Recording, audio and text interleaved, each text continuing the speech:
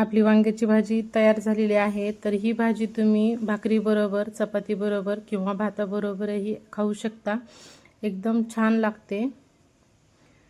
तर नमस्कार, मी महिमाज रेसिपीमध्ये तुमचं अगदी मनापासून स्वागत करत आहे। तर आज आपण पाहणार आहोत की भरली वांगी कशी बनवायची। तर अगदी झटपट कमी साहित्यात भाजी तयार होते। भाजीला काही नसलं आणि 4-5 वांगे जरी असले तर ही अगदी चविष्ट अशी भाजी तयार होते। तर इथे मी 5-6 वांगे घेतलेले आहेत। छान काटेरी वांगे आहेत। त्यांना असं 2 साइडनं कापून घ्यायचे। इथे बघा अशा प्रकारे कापून घ्यायचे आणि वांगे नीट बघून घ्यायची की ते खराब तर नाहीत ना। तर इथं मी पाणी घेतलेलं आहे, त्यामध्ये थोडंसं मीठ टाकायचं आणि त्यामध्ये हे वांगी टाकून घ्यायची। मीठ टाकल्यानं काय होतं की वांगी लवकर काळी पडत नाहीत। तर अशाच प्रकारे मी सगळी वांगी कापून बघून घेतलेली आहेत की यामध्ये कीड किंवा अळी तर नाही ना। तर इथं आपल्याला एक वाटण बनवायचं आहे। त्यासाठी सुकं खोबरं घेतलेलं आहे। थोडंसं खोबरं घ्यायचं, लसण, अद्रकीचा तुकडा आणि थोडीशी कोथिंबीर टाकून मिक्सरला असं फिरवून घ्यायचं। यामध्ये पाणी टाकायचं नाही। तर फक्त अद्रक, लसण आणि थोडंसं खोबऱ्यामध्ये आपली भाजी एकदम चविष्ट अशी तयार होते। तर इथे मी कढईमध्ये तेल टाकलेलं आहे आणि बरेचदा काय होतं की वांगी खाताना रस्सा तर छान लागतो, पण वांगी आळणी लागतात। तर ही महत्त्वाची टिप्स आहे की वांगी ह्या तेलामध्ये टाकताना त्यामध्ये मीठ टाकायचं, म्हणजे वांगी शेवटीपर्यंत छान लागतात।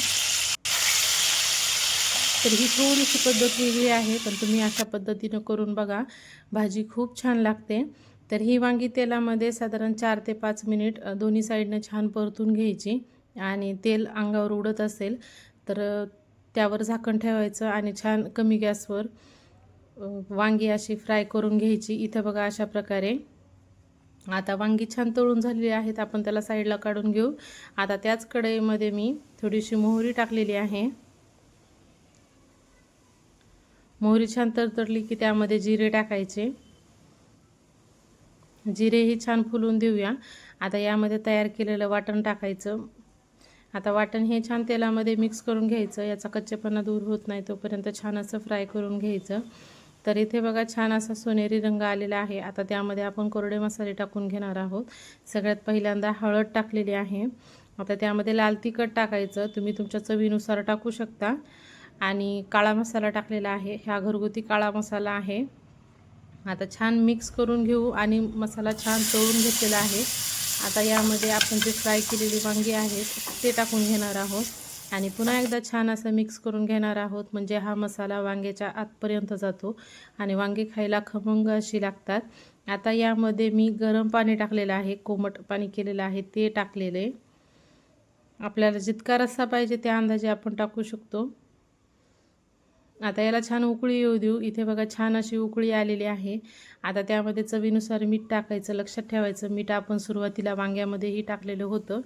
आता त्यामध्ये मी शेंगदाण्याचा कूट टाकलेला आहे, 2 ते 3 चमचे शेंगदाण्याचा कूट आणि 2 चमचे मी इथं तिळाचा कूट वापरलेला आहे। तीळ भाजून त्याची पावडर करून घेतली ती टाकायची। वांग्याच्या भाजीमध्ये खूप छान लागते, तिळाची कूट टाकला की वांग्याला खूप छान टेस्ट येते। तर तुम्ही इथं बघू शकता की किती भारी भाजी दिसते। तर आपण शेंगदाण्याचा कूट टाकला आणि तिळाचा कूट टाकला की त्यानं भाजी खूप छान अशी चवदार लागते। तर इथे बघा रस्साही किती छान झालेला आहे।